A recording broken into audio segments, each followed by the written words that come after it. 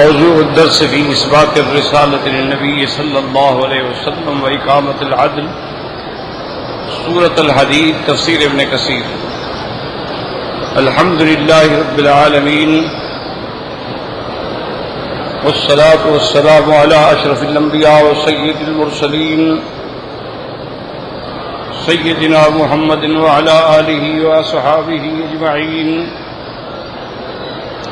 اللهم صل على سيدنا محمد وعلى آل سيدنا محمد كما صليت على إبراهيم وعلى آل إبراهيم في العالمين إنك حميد مجيد۔ أعوذ بالله من الشيطان الرجيم، بسم الله الرحمن الرحيم۔ لقد أرسلنا رسلنا بالبينات وأنزلنا معهم الكتاب والميزان ليقوم الناس بالقسط وأنزلنا الحديد فيه بأس شديد ومنافع للناس وليعلم الله من ينصره ورسله بالغيب ان اللہ قوی عزیز۔ سورۃ الحدید میں الحمدللہ جیسے ہم نے پڑھا ہے کہ اللہ تبارک و تعالی نے سب سے پہلے تو یہ بیان فرمایا کہ جو آسمانوں اور زمینوں میں ہیں سب اللہ کی تسبیح بیان کرتے ہیں، وہی یہ غالب ہے اور حکمت والا ہے، اسی کا ہے آسمانوں اور زمینوں کا ملک، یحیی و یمیت، جلاتا ہے اور مارتا ہے، وہو علی کل شیء قدیر، وہ ہر چیز پہ قادر ہیں۔ هو الاول، سب سے پہلے جب کچھ نہیں تھا، والآخر، سب کے بعد جب کچھ نہیں ہوگا، والظاہر، دلائل کے اعتبار سے، والباطن، کنہ کے اعتبار سے، وہو بکل شیء علیم، والظاہر لیس فوقہ شیء والباطن لیس دونہ شیء، اور وہ ہر چیز کے جاننے والے ہیں۔ هو الذی، اب کمال قدرت، هو الذی خلق السماوات والارض فی ستۃ ایام، وہ ذات جس نے آسمانوں اور زمینوں کو 6 دنوں میں پیدا فرمایا، ثم استوى علی العرش، اس کے بعد عرش پہ استوا، کما یلیق بشانہ، جیسے اس کی شان کو زیبا ہے۔ یعلم ما یلج فی الارض، وہ جانتے ہیں جو زمین میں داخل ہوتا ہے، کوئی دانہ، کوئی پانی کا قطرہ، سب جانتے ہیں۔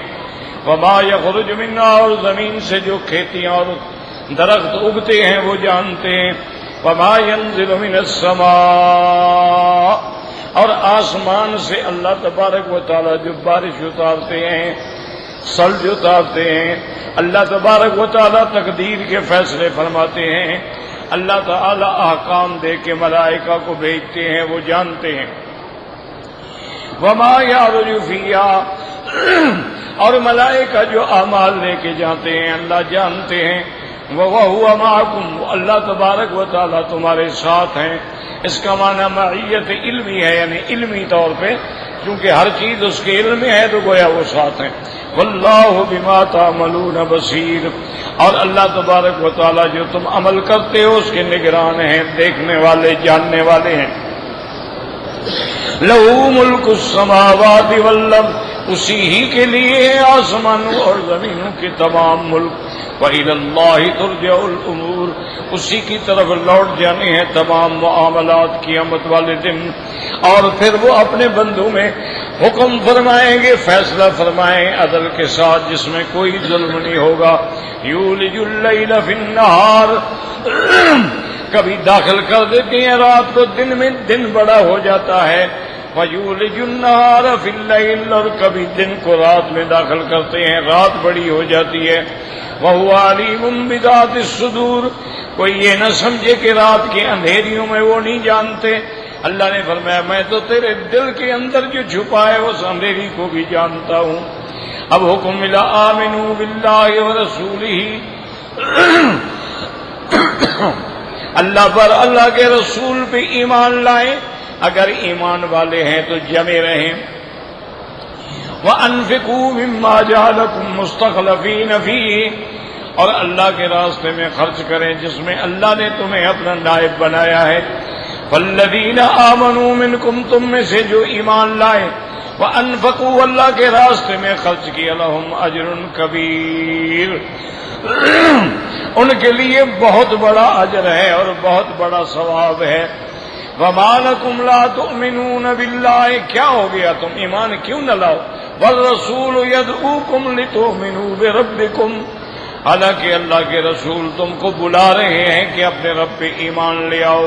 وقد اخذ میثاقکم، اور تم سے اس کا عہد بھی لے چکے ہیں، کیونکہ جب آدمی بیعت کرتا ہے تو گویا عہد ہوتا ہے۔ ان کنتم مؤمنین، اگر ہو تم صحیح معنوں میں ایمان لانے والے۔ هو الذی ينزل على عبده آیات بینات لیخرجکم من الظلمات الى النور، وہ ذات ہے جس نے اتارا اپنے بندے یعنی حضرت محمد مصطفیٰ صلی اللہ علیہ وسلم پہ آیات بینات، کھلے ہوئے دلائل، لیخرجکم من الظلمات، تاکہ نکالیں تم کو شرک اور بدعات کے اندھیروں سے الی النور، نور ایمان کی طرف۔ وَإِنَّ اللَّهَ بِكُمْ لَرَءُوفٌ رَحِيمٌ، اللہ کا یہ کتابیں بھیجنا ہدایت کا انتظام کرنا، کیونکہ اللہ تمہارے ساتھ بہت شفیق ہیں اور نہایت مہربان ہیں۔ وَمَا لَكُمْ أَلَّا تُنْفِقُوا فِي سَبِيلِ اللَّهِ،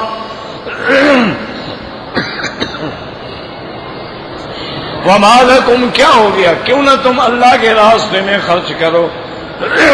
وَلِلَّهِ مِيرَاثُ السَّمَاوَاتِ وَالْأَرْضِ، جو کچھ زمین و آسمانوں میں ہے سب کا مالک اللہ تبارک و تعالی ہے۔ لا يستوي منكم من انفق من قبل الفتح، ایک وہ بندہ جس نے فتح مکہ سے پہلے خرچ کیا ہے اس کا مرتبہ بہت اونچا ہے ان لوگوں سے جنہوں نے خرچ کیا جہاد کیا لیکن فتح مکہ کے بعد معلوم ہوا کہ اب مشقت میں جو خرچ کیا جائے وہ زیادہ ثواب۔ وَكُلًّا وَعَدَ اللَّهُ الْحُسْنَىٰ، اللہ تبارک و تعالیٰ نے سب سے جنت کا وعدہ فرمایا ہے۔ وَاللَّهُ بِمَا تَعْمَلُونَ خَبِيرٌ، اور اللہ تبارک و تعالیٰ جو تم عمل کرتے ہو اس کو جانتے ہیں۔ مَنْ ذَا الَّذِي يُقْرِضُ اللَّهَ قَرْضًا حَسَنًا، کون ہے تم میں سے جو قرض دے اللہ کو قرض حسنا، حسن مانا حلال مال سے دے، طیبت نفس دل کی خوشی سے دے، فَيُضَاعِفَهُ لَهُ، اللہ پھر اس کو بڑھا دیں گے اس کے لیے، وَلَهُ أَجْرٌ کریم، اور اللہ تبارک و تعالیٰ نے اس کے لیے بہت بڑا اجر رکھا ہے۔ میرے محبوب یوم تری المؤمنین والمؤمنات، جس دن آپ دیکھیں گے مومن مرد اور مومن عورتیں، یسعی نورہم بین ایدیہم، کہ ان کے آگے بھی نور ہوگا دائیں بھی نور ہوگا۔ بشراکم الیوم، آج تمہیں خوشخبری ہو، جنات تجری من تحتہا الانہار، ایسے باغوں کی جن کے نیچے نہریں بہتی ہیں اور ان میں تم نے ہمیشہ رہنا ہے۔ ذالک هو الفوز العظیم، یہ جنت کا مل جانا جو ہے بہت بڑی کامیابی ہے۔ یوم یقول المنافقون والمنافقات، اور جس دن منافق مرد اور منافق عورتیں مومنوں سے کہیں گے انظرونا، ہماری طرف دیکھو، نقتبس من نورکم، ہم تمہارے نور سے کچھ حاصل کر لیں۔ یہ قرات ہے انظرونا، انتظار کرو ہم بھی آپ پہنچ جائیں۔ قیل ارجعوا وراءکم، وہ کہیں گے کہ لوٹ جاؤ جہاں سے ہمیں نور ملا ہے تم بھی وہاں جا کے تلاش کرو۔ فالتمسوا نورا، جب وہ لوٹیں گے فضرب بینہم بسور لہ باب، اللہ حکم دے دیں گے کہ ان کے درمیان میں ایک حجاب قائم کر دو، اس میں دروازہ ہوگا، مومن اندر چلے جائیں گے۔ باطنہ فیہ الرحمت ظاہرہ من قبلہ العذاب، اس کے اندر رحمت ہی رحمت ہوگی اور باہر عذاب ہوگا۔ ینادونہم، اب منافق پکاریں گے، الم نکم معکم، ہم کیا تمہارے ساتھ نہیں تھے دنیا میں، نمازیں پڑھتے تھے، مسجدوں میں آتے تھے، جہاد میں جاتے تھے۔ قالوا بلا، مومن کہیں گے ساتھ تو تھے تم، لیکن ولکنکم فتنتم، تم نے اپنے جانوں کو لذات الشہوات کے فتنے میں ڈال دیا تھا، وتربصتم، اور تم تو انتظار کر رہے تھے کہ کب اسلام پہ مشکل گھڑی آئے، ورتبتم، اور تم شکوک میں پڑے ہوئے تھے، وغرتکم الامانی، اور تمہیں امیدوں نے جھوٹ میں ڈال رکھا تھا، جی چھوڑو آگے بھی ہمیں مل جائے گا، حتی جاء امر اللہ، اللہ کا حکم آ گیا، قیامت قائم ہو گئی۔ وغرکم باللہ الغرور، اللہ کے بارے میں تمہیں شیطان نے دھوکے میں رکھا، اور جی اللہ مہربان ہے، ارحم الراحمین ہے، کیا ضرورت ہے مرنے کی، جہاد کرنے کی، نمازیں پڑھنے کی؟ تو یہ شیطانی دھوکہ ہوتا ہے۔ اگر ایسی بات ہوتی تو پھر انبیاء کیوں نمازیں پڑھتے؟ فَالْيَوْمَ لَا يُؤْخَذُ مِنْكُمْ فِدْيَةٌ، آج کا دن جو ہے کوئی فدیہ نہیں ہوگا۔ وَلَا مِنَ الَّذِينَ كَفَرُوا، اور نہ کافروں سے۔ مَأْوَاكُمُ النَّارُ، تمہارا ٹھکانہ جہنم ہے۔ هِيَ مَوْلَاكُمْ، یہی تمہارا مولا ہے، یہی تمہارے لیے اولا ہے، اور یہی تمہارے لیے سب کچھ ہے۔ وَبِئْسَ الْمَصِيرُ، اور کتنا برا ٹھکانہ ہے۔ اس کے بعد اللہ ترغیب، أَلَمْ يَأْنِ لِلَّذِينَ آمَنُوا، کیا وقت نہیں آ گیا مومنوں کے لیے؟ أَن تَخْشَعَ قُلُوبُهُمْ لِذِكْرِ اللَّهِ، اللہ کے ذکر کے آگے ان کے دلوں کے اندر خشوع پیدا ہو۔ وَمَا نَزَلَ مِنَ الْحَقِّ، اور اللہ پاک نے کتاب اتاری۔ وَلَا يَكُونُوا كَالَّذِينَ أُوتُوا الْكِتَابَ مِن قَبْلُ، تم اہل کتاب کی طرح نہ ہو جاؤ جو تم سے پہلے گزرے ہیں۔ فَطَالَ عَلَيْهِمُ الْأَمَدُ وَقَسَتْ قُلُوبُهُمْ، جب ان کو مدت زیادہ ہو گئی ان کے دل سخت ہو گئے۔ وَكَثِيرٌ مِّنْهُمْ فَاسِقُونَ، بلکہ ان میں اکثر جو تھے وہ حد سے نکل جانے والے، ایمان سے نکل جانے والے۔ آگے اللہ نے فرمایا جان لو ان اللہ یحیی الارض بعد موتها، اللہ مردہ زمین کو زندہ کرتے ہیں۔ قد بینا لکم الآیات لعلکم تعقلون، اللہ نے تمہارے لیے ساری آیات کھول کے بیان کر دی ہیں تاکہ کچھ عقل کرو، سمجھو۔ ان المصدقین والمصدقات، اللہ کے راستے میں صدقہ کرنے والے مرد اور عورتیں، وَأَقْرَضُوا اللَّهَ قَرْضًا حَسَنًا، اور اللہ تبارک و تعالیٰ کو بہتر قرض دینے والے، یضاعف لہم، ان کو دوگنا کر دیں گے، وَلَهُمْ أَجْرٌ كَرِيمٌ، ان کے لیے بہت نفیس اجر ہوگا۔ وَالَّذِينَ آمَنُوا بِاللَّهِ وَرُسُلِهِ، اور جو ایمان لائے اللہ پر، اللہ کے رسولوں پر، اولئک هم الصدیقون، یہی لوگ ہیں جو صدیق ہیں، والشہداء عند ربہم، اور رب کے ہاں گواہی دینے والے ہیں، لہم اجرہم ونورہم، ان کے لیے اجر بھی ہوگا، ان کے لیے نور بھی ہوگا۔ والذین کفروا وکذبوا بآیاتنا اولئک اصحاب الجحیم، اور جنہوں نے کفر کیا، آیات کی تکذیب کی، ان کے لیے سخت عذاب جہنم ہے۔ اعلموا، جان لو، انما الحیات الدنیا، زندگی کیا ہے؟ لعب، بچوں کا کھیل ہے، ولہو، جوانی کی غفلت ہے، وزینت، عورتوں کے لیے بناؤ سنگار ہے، اور جب آدمی بڑا ہو، تفاخر بینکم، ایک دوسرے پہ فخر کا اظہار ہے، وتکاثر فی الاموال والاولاد، اور اپنے مال اور اولاد کی بڑھوتری کا فکر ہے۔ کمثل غیث، جیسے کہ بادل آتا ہے، اعجب الکفار نباتہ، کھیتی باڑی والے کو بڑا خوش آتا ہے کہ ابھی میری کھیتی نکلے گی، کھیتی نکلتی ہے، ثم یہیج، لہلہاتی ہے، فتراہ مصفرا، پھر پیلی ہو جاتی ہے، ثم یکون حطاما، خشک ہو جاتی ہے، چورا چورا ہو جاتی ہے۔ وفی الآخرۃ عذاب شدید، اللہ نے فرمایا پہلے بچپن ہے، پھر جوانی ہے، پھر بڑھاپا ہے، اور پھر قبر ہے۔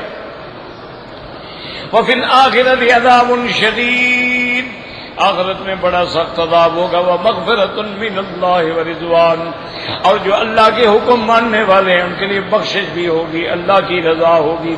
وما الحیات الدنیا الا متاع الغرور، یہ دنیا کی زندگانی کیا ہے؟ دھوکہ ہے۔ سابقوا الی مغفرۃ من ربکم وجنۃ، جلدی دوڑو، کوشش کرو اپنے رب کو منانے کے لیے اور اس جنت کے لیے جس کا عرض جو ہے زمین و آسمان ہے۔ اعدت للذین آمنوا باللہ ورسلہ، اللہ نے تیار رکھا ہے ان کے لیے جو ایمان لائے اللہ پر، اس کے رسولوں پر۔ ذالک فضل اللہ یؤتیہ من یشاء، یہ ایمان اور پھر جنت میں پہنچانا اللہ کا فضل ہے، جس کو چاہے عطا فرمائے۔ واللہ ذو الفضل العظیم، اللہ تبارک و تعالی بہت بڑے فضل والے ہیں۔ اب آگے فرماتے ہیں ما اصاب من مصیبت فی الارض ولا فی انفسکم، کوئی مصیبت جو زمین میں یا تمہارے نفسوں میں آتی ہے، الا فی کتاب، اللہ نے پہلے لکھ دی ہے، من قبل ان نبرہا، تمہارے پیدا ہونے سے بھی پہلے، ان ذالک علی اللہ یسیر، اور یہ اللہ کے لیے بڑا آسان ہے، لکی لا تاسوا علی ما فاتکم، تاکہ تم غم نہ کرو جو نہ ملے، ولا تفرحوا بما آتاکم، اور اللہ نعمت دے تو اس پہ اکڑو نہیں، واللہ لا يحب كل مختال فخور، اللہ تبارک و تعالی اپنے نفس میں اکڑنے والا اور دوسروں پہ فخر کرنے والے کو محبوب نہیں رکھتے، الذین یبخلون ویامرون الناس بالبخل، جو خود بھی بخل کرتے ہیں اور لوگوں کو بھی بخل پہ ابھارتے ہیں، ومن يتول فإن اللہ هو الغنی الحمید، اور جس نے اللہ سے منہ پھیر لیا، اللہ تبارک و تعالی تو غنی ہیں، اللہ تبارک و تعالیٰ بے پرواہ ہے، اور اللہ تبارک و تعالیٰ سزاوار حمد ہے۔ تو یہ تو سب کا آیات کا خلاصہ تھا۔ اب آج کی جو آیات ہم نے پڑھی ہیں ان کو سمجھنے کی کوشش کریں۔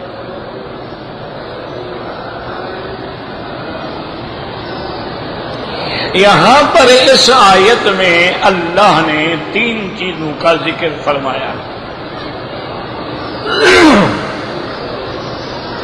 ایک تو فرمایا کہ لقد ارسلنا رسلنا، ہم نے اپنے پیغمبر بھیجے، بالبینات، ایک چیز جو ہے بینات، اور دوسری چیز کیا ہے؟ فرمایا وانزلنا معهم الکتاب، اور ہم نے ان کے ساتھ کتاب اتاری۔ یہ 2 چیزیں ہو گئی، اور اس کے بعد فرمایا والمیزان، اور ہم نے میزان بھی اتارا۔ تو اب سمجھیں کہ بینات سے کیا مراد ہے، کتاب سے کیا مراد ہے، اور میزان سے کیا مراد ہے۔ بینات سے جو راجح قول ہے مفسرین کا، وہ فرماتے ہیں معجزات ہے۔ اللہ تبارک و تعالی نے ہر دور میں ہر پیغمبر کو معجزات دیے جو دلیل تھے پیغمبر کی صداقت کی، رسالت کی، نبوت کی۔ کوئی ایسا پیغمبر اللہ نے نہیں بھیجا جس کو اللہ نے معجزہ نہ دیا ہو۔ اور یہ بھی ہمارا ایمان ہے کہ سب سے زیادہ معجزات جو ہیں وہ سیدنا محمد مصطفیٰ صلی اللہ علیہ وسلم، اور یہی ساتھ ساتھ مسئلہ بھی سمجھتے جائیں کہ جو لوگ رسالت کے منکر ہیں، یعنی نعوذ باللہ وہ کہتے ہیں جی ہمارا عقل کافی ہے، نبی بھیجنے کی کیا ضرورت ہے، وہ بھی کافر ہیں۔ اور جو کہتے ہیں کہ رسول ٹھیک ہے اللہ نے بھیجے ہیں، لیکن رسول کی پوزیشن اور مقام جو ہے وہ ایسے وہ ایک ڈاکیا ہے کہ ڈاک لے آیا اور ہمیں دے دی، وہ بھی کافر ہیں۔ اور جو لوگ یہ کہتے ہیں کہ جی ٹھیک ہے رسول تو آئے ہیں، نبی آئے ہیں، پیغمبر آئے ہیں، لیکن یہ معجزات والی بات جو ہے یہ درست نہیں ہے۔ اصل وجہ یہ ہے کہ اس وقت ہم نے علمی ترقی نہیں کی تھی، یہ چیزیں ہمیں سمجھ نہیں آتی تھی، اس لیے معجزہ لگتا تھا۔ تو وہ معجزات کے منکر ہیں۔ وہ کہتے ہیں کہ جناب آپ کہتے ہیں حضور پاک آسمان پہ تشریف لے گئے، معراج ہوا ہے، وہ کہتے ہیں وہ بات ہے کہ آسمان پھٹ گیا اور حضور اندر سے گزر گئے، پھر آ گئے، پھر آسمان جڑ گیا، تو کہتے ہیں یہ باتیں ہیں۔ وہ کہتے ہیں کہ حضرت سلیمان علیہ السلام کا تخت اڑتا تھا تو آج ہم ہوائی جہاز اڑاتے ہیں، کہتے ہیں کیا یہ کون سا معجزہ ہو گیا؟ اس وقت چونکہ علم اتنا نہیں تھا ہم نے اس کو معجزہ بنا دیا۔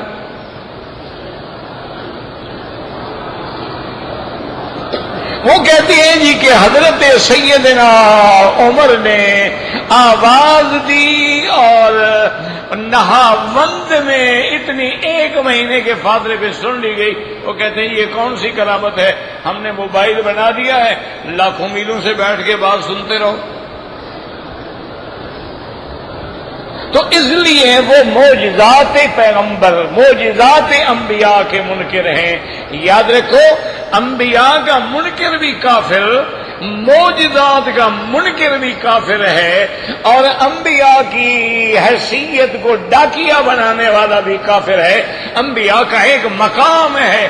اللہ تبارک و تعالی نے جیسے اپنی فرما برداری کا حکم دیا ہے، اسی طرح اللہ نے فرمایا کہ میرے نبی کی بھی اطاعت کرو.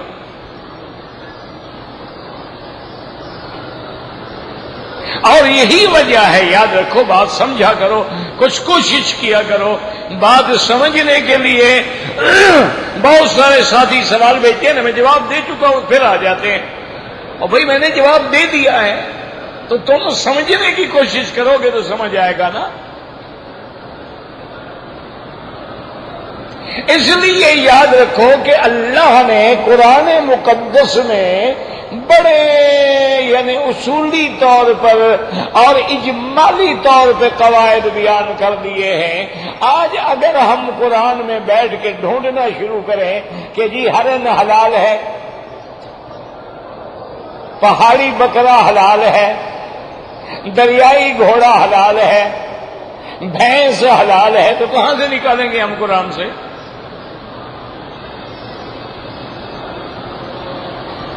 تو اس لیے اللہ نے کچھ چیزیں تو قرآن میں بیان کر دی اور کچھ چیزوں کا علم انبیاء کو عطا فرما دیا تاکہ مخلوق سمجھ لے کہ جیسے میری بات ماننا ضروری ہے اسی طرح میرے نبی کی بات ماننا بھی ضروری ہے. ورنہ اللہ ساری چیزوں کا ذکر قرآن میں کر دیتے. اللہ کے آگے کیا مشکل تھی؟ اب دیکھیں نا جی کہ اللہ نے ہمیں حکم دیا نماز قائم کرو، اور کئی آیات میں ہے اقیم الصلاۃ، اقیم الصلاۃ، یقیمون الصلاۃ، مقیمی الصلاۃ، یعنی ہر امر ہر صیغہ موجود ہے. نماز قائم کرو، نماز قائم کرو، نماز قائم کرو، لیکن یہ نہیں بتلایا کہ قائم کیسے کریں.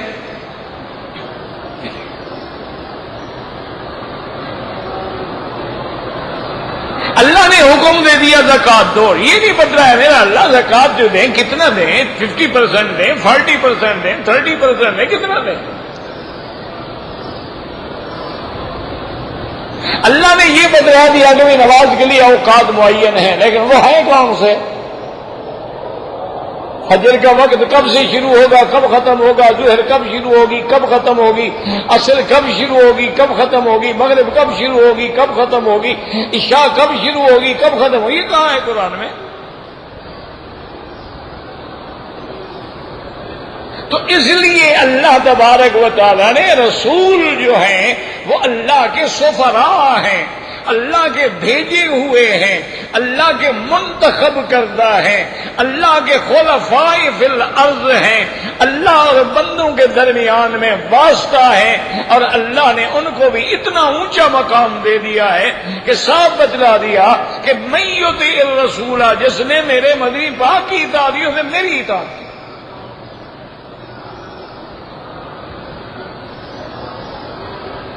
اتنا بڑا مقام دے دیا کہ میرے مدنی جب صحابہ آپ کی بیعت کر رہے تھے، جب مقام حدیبیہ میں بیعت ہو رہی تھی، ایک آپ کا ہاتھ تھا، ایک صحابی کا ہاتھ تھا، ید اللہ فوق ایدیہم، میرا ہاتھ اوپر تھا، میری بیعت کر رہے تھے. تو جس کے ہاتھ کو اللہ فرما دے کہ آپ کے ہاتھ میں بیعت ہے، یہ تو میرے ہاتھ میں بیعت ہوئی ہے. آپ نے تو مٹی نہیں پھینکی، آپ نے تو تیر نہیں چلایا، میں نے چلایا ہے. وما رمیت اذ رمیت ولکن اللہ رمی. تو اب اس کی حیثیت جو ہے وہ ڈاکیے کی تو نہیں ہوگی نا. رسول رسول ہوتا ہے، وہ عبد ہوتا ہے، اللہ تعالی کا بھیجا ہوا ہوتا ہے، وہ بشیر ہوتا ہے، وہ نذیر ہوتا ہے، وہ داعی اللہ ہوتا ہے، وہ سراج منیر ہوتا ہے۔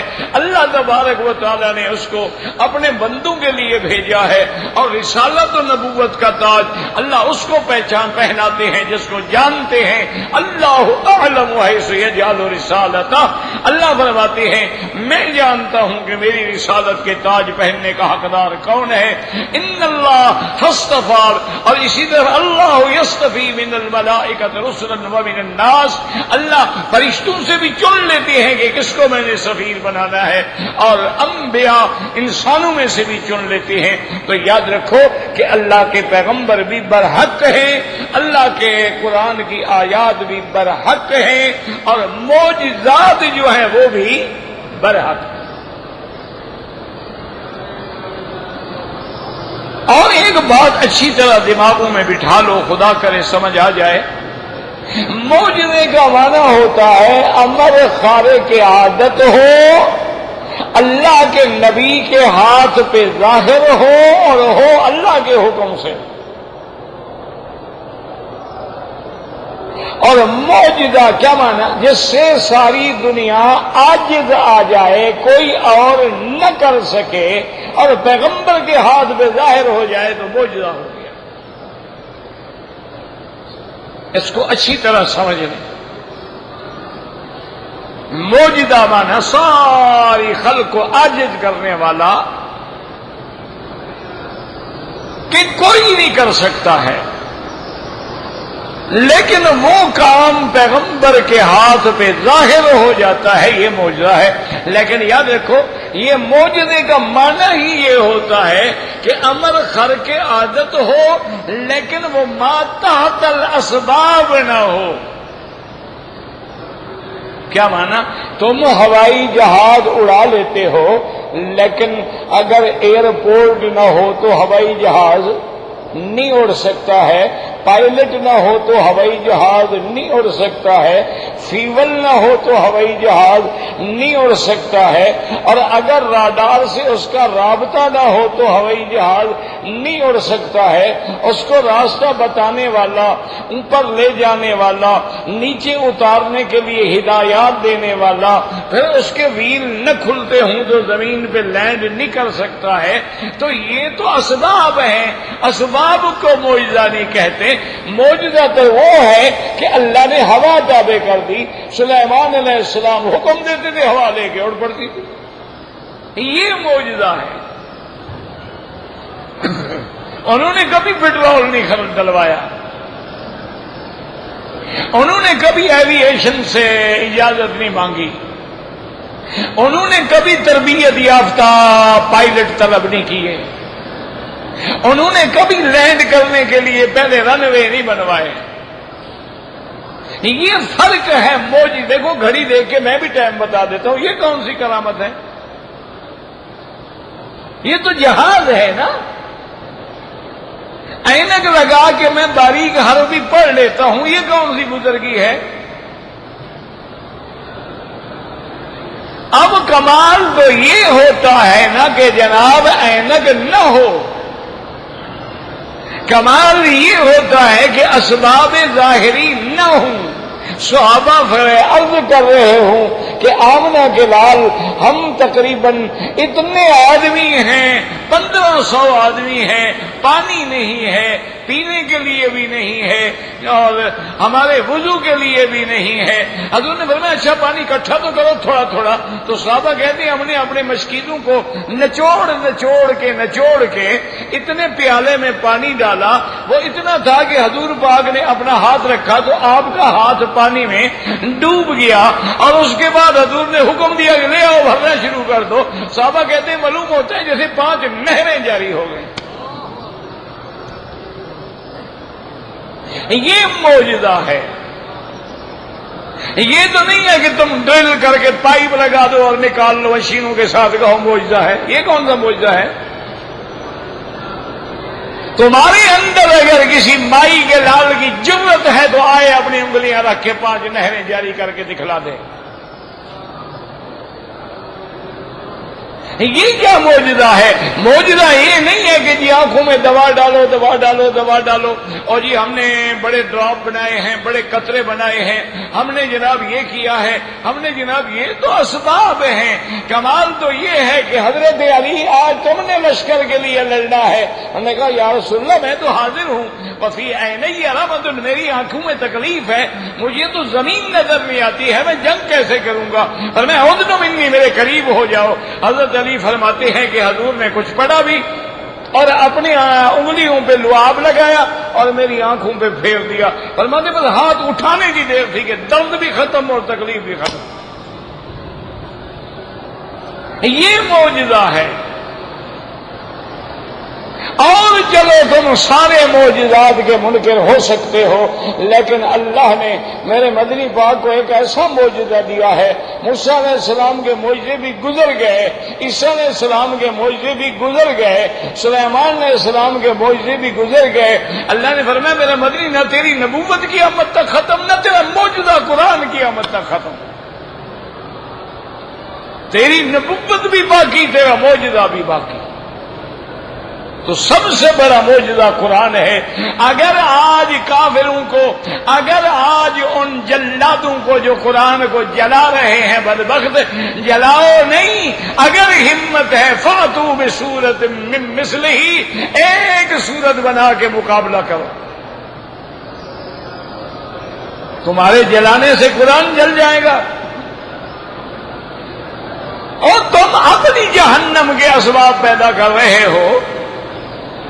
اللہ کا قرآن تو سینوں میں محفوظ ہے، اللہ کا قرآن تو امت محمد مصطفیٰ کے قلوب کے اندر محفوظ ہے۔ شاید یہی اشارہ تھا کہ اللہ نے جب قرآن اتارا ہے کاغذوں میں نہیں اتارا ہے، اللہ نے جب قرآن اتارا ہے پہاڑوں پہ نہیں اتارا ہے، اللہ نے جب قرآن اتارا ہے مکے مدینے میں نہیں اتارا ہے، اللہ نے قرآن کہاں اتارا؟ فرمایا نزل بہ الروح الامین، میرا مدنی امین فرشتہ لے کے آ رہا، اللہ قلب کا، ہم تیرے دل پہ قرآن اتاریں گے۔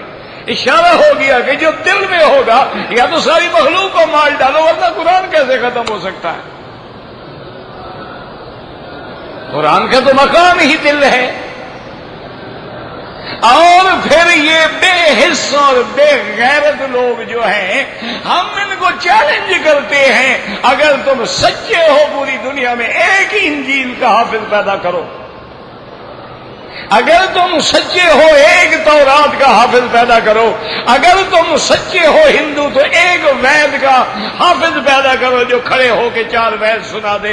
اور ہم ایک نہیں کروڑوں قرآن کے حافظ پیش کرتے ہیں، 7 سال کی عمر کے بچے ہیں، الف سے شروع کر کے والناس تک پہنچ جاتے ہیں۔ تو معجزہ تو اس کو کہتے ہیں۔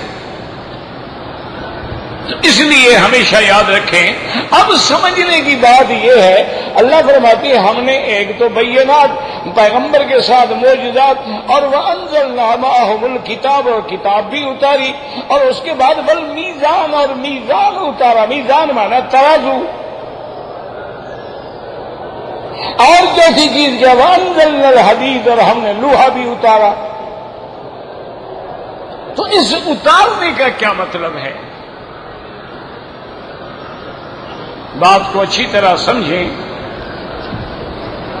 لفظ یہاں جو ہے نا جی قرآن میں لقد ارسلنا رسلنا بالبینات وانزلنا معهم الکتاب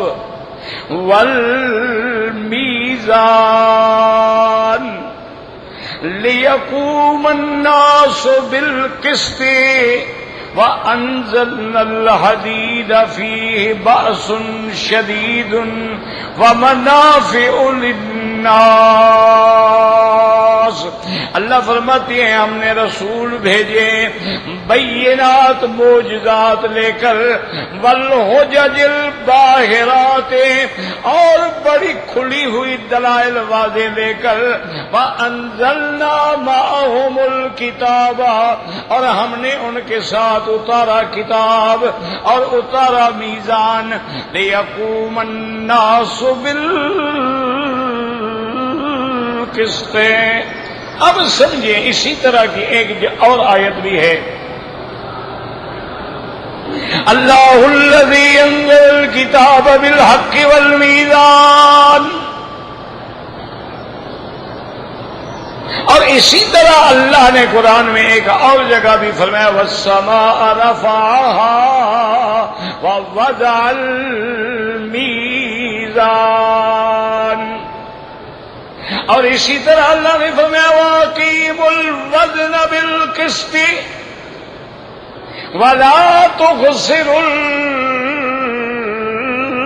الْمِيزَانَ، اور اسی طرح اللہ فرماتے ہیں وَالْوَزْنُ يَوْمَئِذٍ الْحَقُّ، قیامت میں بھی میزان ہوگا، وزن ہوگا، تولیں ہوں گی، فَمَنْ ثَقُلَتْ مَوَازِينُهُ فَأُولَئِكَ هُمُ الْمُفْلِحُونَ، جن کی تولیں بھاری ہو گئی وہ کامیاب ہو۔ تو اتارنے کا کیا معنی ہے؟ اچھا اسی طرح اللہ نے فرمایا یا بنی آدم قد انزلنا علیکم لباسا یواری سوآتکم وریشا، اے آدم کی اولاد ہم نے تمہارے لیے لباس اتارا تاکہ تمہاری شرمگاہوں کو چھپا سکے اور زینت بھی ہو۔ اب وہاں بھی ہے کہ ہم نے لباس اتارا۔ اچھا اسی طرح قرآن میں آتا ہے وَأَنزَلْنَا مِنَ الْأَنْعَامِ ثَمَانِيَةَ أَزْوَاجٍ، ہم نے جانور چوپائے جو ہیں 8 قسم پہ اتارے۔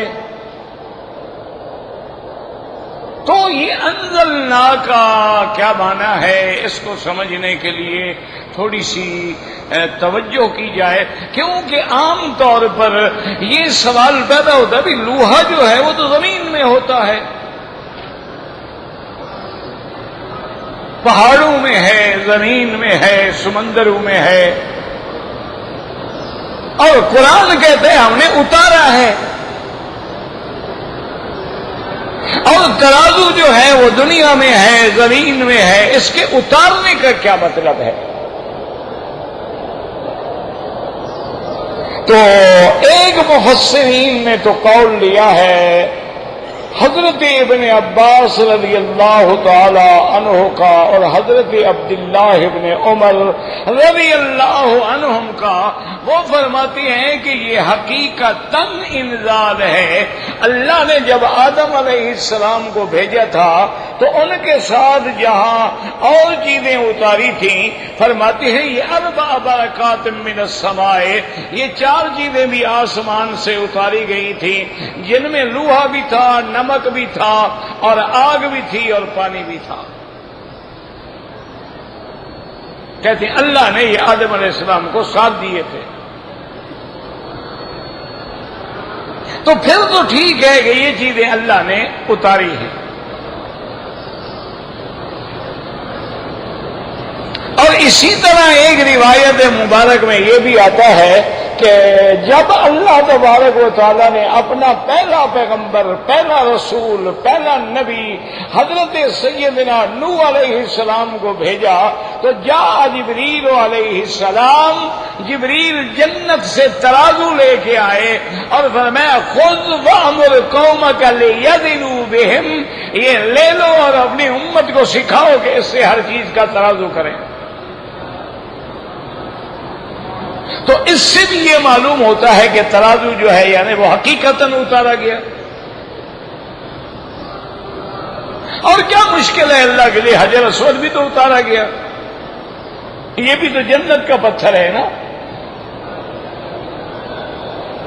اور بعض علماء یہ فرماتے ہیں کہ کبھی انزلنا بمعنی حیانا بھی ہوتا ہے، انشأنا بھی ہوتا ہے، وانزل لکم من الانعام یعنی حیانا لکم انشأنا لکم، ہم نے تمہارے لیے پیدا کیے ہیں 8 قسم کے چوپائے۔ تو کبھی لفظ انزلنا ہوتا ہے، مراد حیانا ہوتا ہے، مراد انشأنا ہوتا ہے۔ وہ کہتی ہے اس کی وجہ یہ ہے کہ کبھی تو انزلہ اپنے حقیقی معنی میں ہوتا ہے اور کبھی اس سے تاکید مراد ہوتی ہے کہ یہ نہ سمجھو کہ پیغمبر تو اللہ نے بھیجا ہے، معجزات تو اللہ نے دیے ہیں، نہیں، میزان بھی اللہ نے دی ہے۔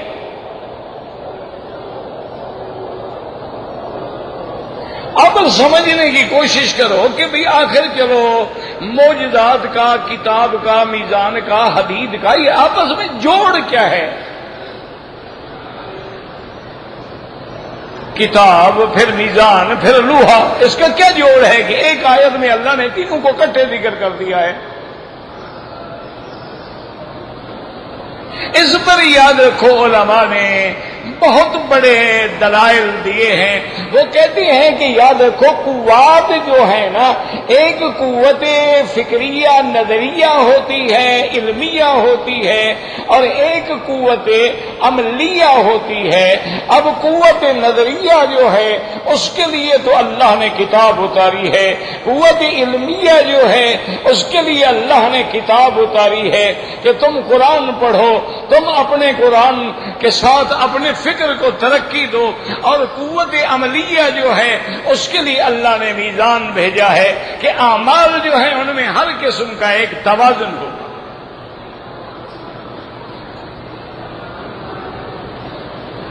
اور اسی طرح بعض علماء فرماتے ہیں، یاد رکھو کہ بعض چیزیں ہوتی ہیں ما ینبغی، جن کو کرنا چاہیے، اور بعض چیزیں ہوتی ہیں ما لا ینبغی، جن کو نہیں کرنا چاہیے۔ تو جو چیزیں کرنی چاہیے وہ ہمیں کون سمجھائے گا؟ قرآن۔ اور جو چیزیں ہمیں نہیں کرنی چاہیے وہ بھی ہمیں کون سمجھائے گا؟ قرآن۔ اور جو چیزیں ان کے ماننے کے بعد بھی اگر کوئی اللہ کے حکم پہ نہ چلے پھر بھی اڑا رہے تو اس کا علاج کیا ہوگا؟ پھر لوہا۔ اس لیے بعض علماء نے اور بھی اقوال بیان کیے ہیں، زندگی باقی تو بات باقی انشاءاللہ۔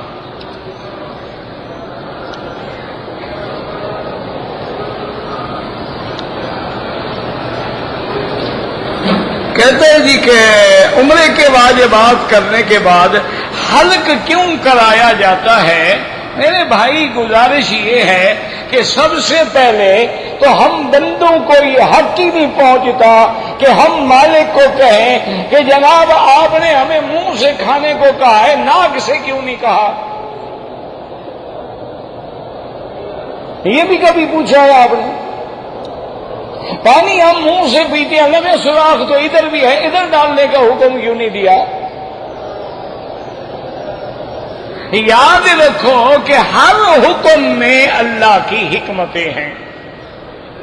اللہ کے گھر کے باہر پھرنے 7 چکر لگانے کے بعد، صفا مروہ میں 7 چکر لگانے کے بعد سب سے پہلے تو اللہ کے حکم کی اطاعت ہے، سب سے پہلے تو اتباع پیغمبر ہے، اور اس کے بعد اشارہ ہے کہ میرا مولا میں نے 7 چکر بھی لگا لیے ہیں، میں 7 دفعہ بھی دوڑ چکا ہوں، 7 آسمانوں اور زمین پہ بھی نظر دوڑا لی ہے، تیرے سوا کوئی دینے والا نہیں ہے۔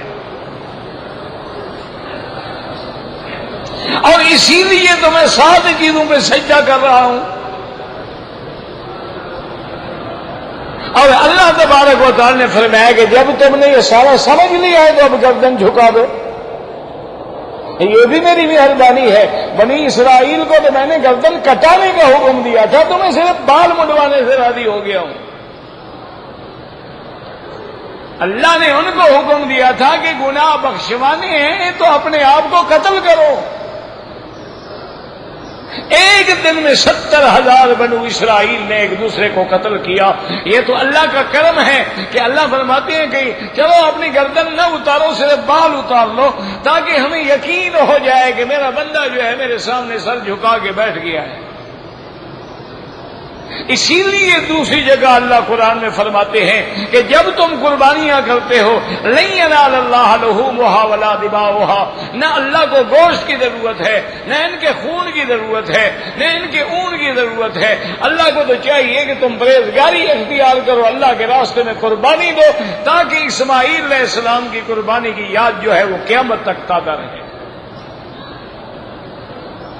کہتے جی کہ مجھے شوگر کی تکلیف ہے، اللہ سے شفا کی دعا کریں، اور جہاں تک علاج کا تعلق ہے کسی حکیم سے رجوع کریں، مجھ سے نسخہ لیا تو انشاءاللہ بیڑا پار ہی ہو جائے گا۔ نہ مجھے آپ نے ڈاکٹر سمجھا ہے، حکیم سمجھا ہے، ہومیوپیتھک کا کوئی ماہر سمجھا ہے، آیورویدک کی دکان سمجھی ہے آپ نے، یعنی ہر بات کا ایک مولوی کو آپ نے ذمہ دار رکھا ہوا ہے، شوگر کا علاج بھی تمہارا وہ کرے۔ اللہ کے بندے جا کے حکیموں سے رجوع کرو۔ اور ہمیں تو ایک ہی علاج آتا ہے کہ قرآن کہتا ہے کلو وشربو، کھاؤ پیو زیادتی نہ کرو، اور میرے مدنی پاک نے فرمایا علیکم بالنسل، تیز تیز چلا کرو، سب کچھ ختم ہو جائے گا۔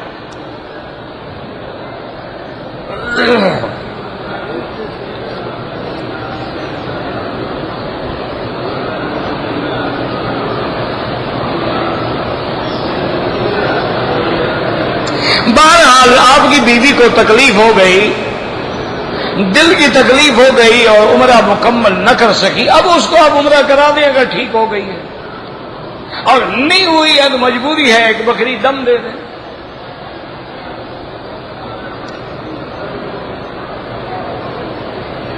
کہتے ہیں جی کہ ہم جب مدینہ منورہ میں جائیں گے، بالکل جائیں، غسل کریں، لباس پہنیں، خوشبو لگائیں، مسجد میں جائیں، 2 رکعت تحیت المسجد پڑھیں، پھر ادب سے چلتے ہوئے سرکار دو جہاں کے سامنے مواجہ شریف میں جائیں، اور بڑے سکون سے، نہ آواز بلند ہو اور نہ پست ہو، درمیانی آواز میں الصلاۃ والسلام علیک یا رسول اللہ، الصلاۃ والسلام علیک یا حبیب اللہ، اس کے بعد سیدنا ابی بکر، سیدنا عمر پہ سلام کہیں، پھر قبلے کی طرف رخ کر کے دعا اللہ سے مانگیں۔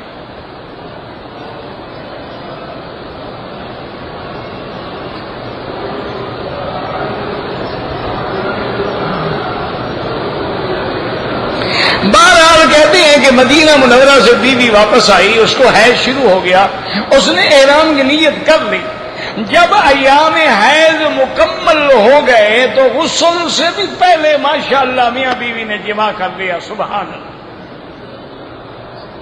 انا للہ و انا الیہ راجعون۔ اب علاج یہ ہے کہ عمرہ برباد ہو گیا، عمرہ دوبارہ جا کے مدینے سے کرو، اور دم بھی ادا کرو اور توبہ بھی کرو کہ حالت حیض میں تم نے جماع کیا ہے، حالت حیض اگر بند بھی ہو جائے فلا تقربوہن حتی یطہرن، جب تک وہ غسل نہ کر لیں اس سے میاں بیوی کا ملنا حرام ہے۔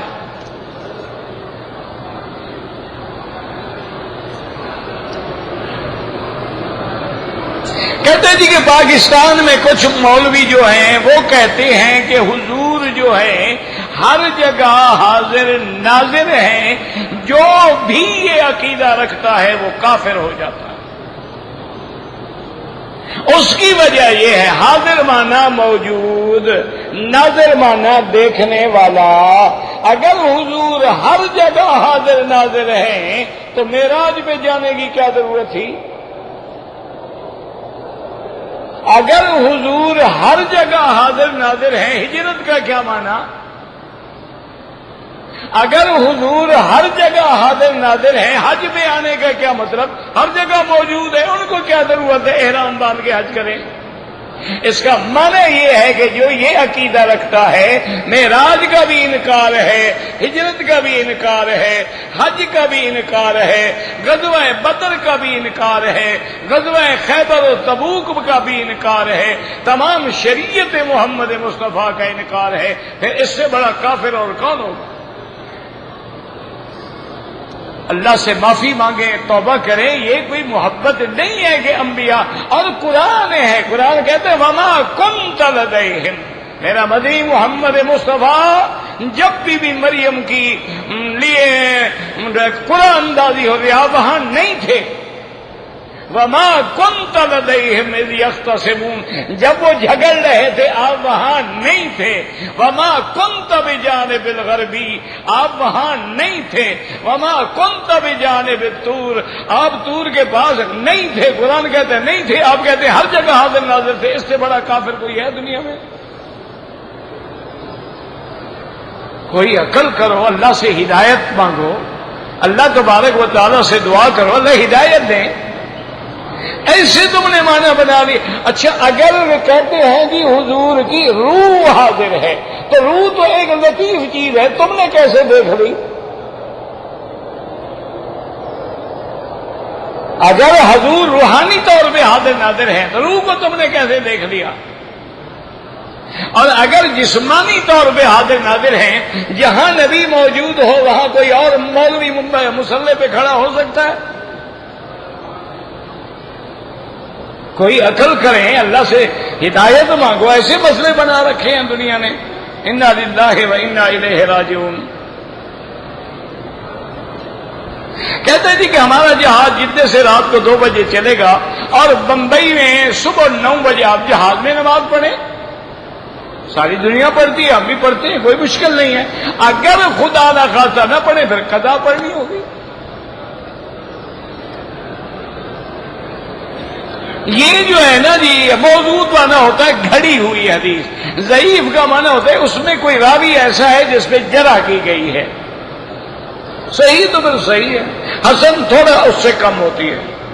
حجر اسود کی جو آج انہوں نے کعبۃ اللہ کے غلاف پہ 3-4 نشان لگا دیے ہیں، اس کے سامنے کھڑے ہو کے پہلی دفعہ بسم اللہ اللہ اکبر وللہ الحمد، پھر چکروں میں اللہ اکبر وللہ الحمد. میری والدہ کے گلے میں لوگوں نے پھول ڈالے تھے، وہ احرام کی حالت میں بھی رہ گیا. صدقہ خیرات کر دو.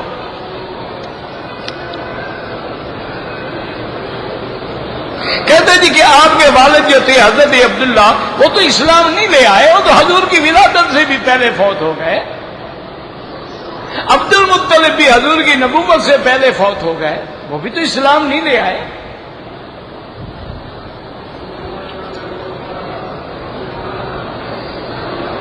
اگر ایک عورت نے عمرہ کیا ہے، عمرے میں دستانے پہنے بالکل ناجائز ہے. طواف الوداع اسی کا طواف ہے جیسے عام طواف کرتے ہو، بس دل میں یہ ہوتا ہے کہ یا اللہ یہ ہمارا آخری طواف ہے، اس کو آخری نہ بنانا، پھر ہمیں آنا نصیب فرمانا.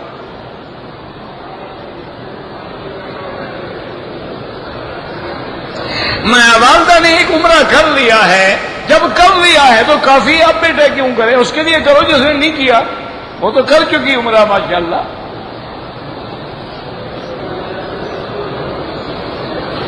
میں نے چھٹی پہ گیا تھا. انشورنس ناجائز ہے. ایک ہوتا ہے مجبوراً گورنمنٹ آرڈر کرے، وہ تو ہم مجبور ہیں، ورنہ اپنی خوشی سے انشورنس نہ کروائیں.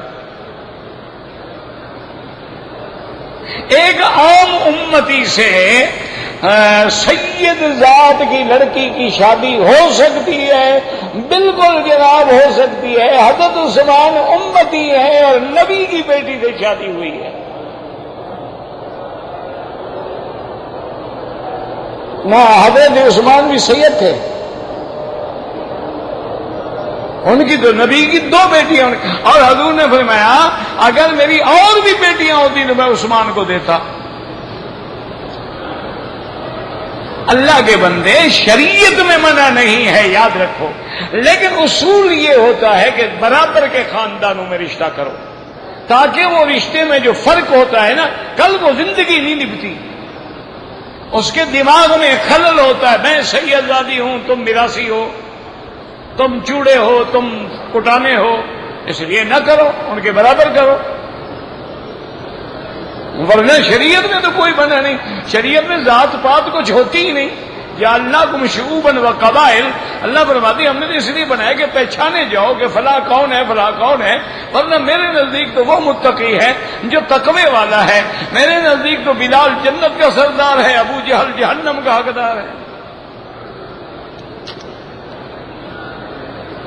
کہتے ہوٹل میں جو لوگ سوتے ہیں پاؤں کعبے کی طرف ہوتے ہیں، اگر دل میں توہین کی نیت نہ ہو تو کوئی حرج نہیں۔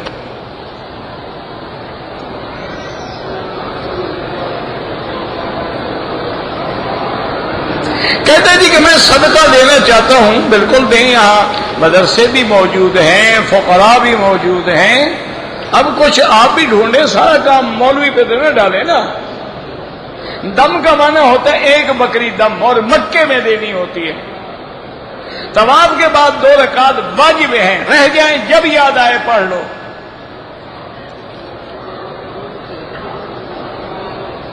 میرے والدین ضعیف ہیں، بالکل ان کے لیے حج بھی کر سکتے ہو، عمرہ بھی کر سکتے ہو۔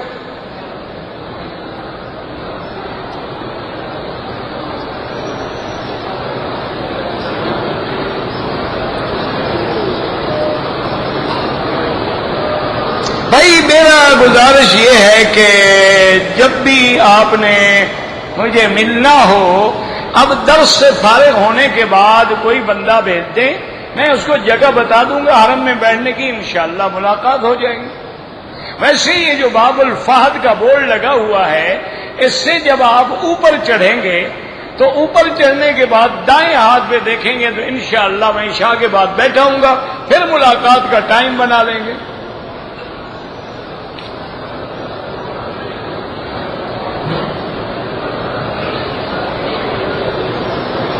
کہتے احرام مدینہ سے آیا، احرام میں تھا، ہوٹل ڈھونڈتے ڈھونڈتے تھک گیا، سو گیا، اور کبھی رات کو کپڑا سر پہ بھی کچھ نہیں ہوتا ہے، بالکل ٹھیک ہے۔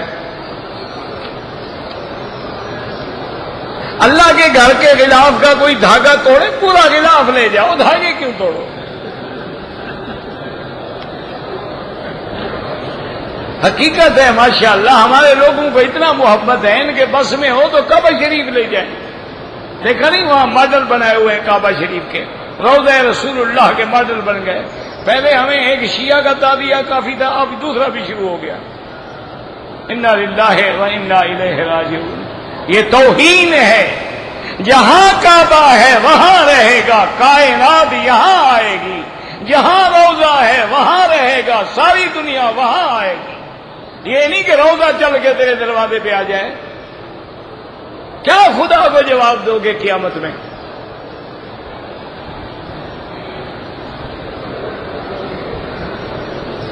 اگر ہم نے دوبارہ عمرہ کرنا ہے، مسجد عائشہ سے کریں، جیرانہ سے کریں، عرفات سے کریں، جہاں سے مرضی آئے کریں۔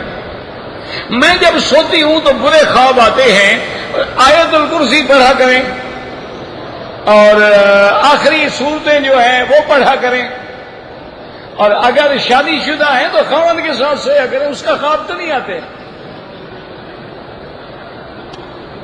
کبھی یہ بھی مصیبت ہوتی ہے نا، میاں بیوی کی نہ بنے، اگر رات خواب آیا تھا خاوند کو مارو،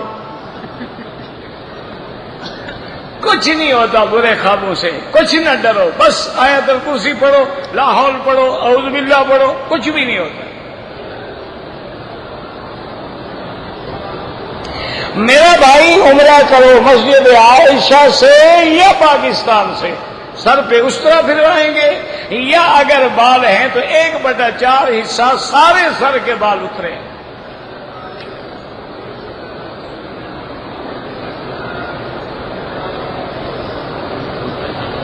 ایک آدمی سر مونڈ رہا تھا، بیچارہ زخمی کر رہا تھا، میں نے احرام باندھا ہوا تھا، صرف سر نہیں مونڈوایا، اس کا سر مونڈا، کوئی حرج نہیں۔ بغیر پانی کے غسل کی کیا تیمم کر لیں؟ پانی نہیں ہے تیمم کریں۔ اگر کوئی بیمار ہے، آنے کی طاقت نہیں، اس کے لیے آپ عمرہ کریں، حج کریں۔ طواف کرنے کے بعد مقام ابراہیم پہ 2 رکعت پڑھیں، طواف کے دوران پڑھنا منع ہے، طواف ختم کریں اور پڑھیں۔ ربنا تقبل منا انك انت السميع العليم اللهم فرج هم المهمومين نفس كرب المكروبين واقض الدين عن المدينين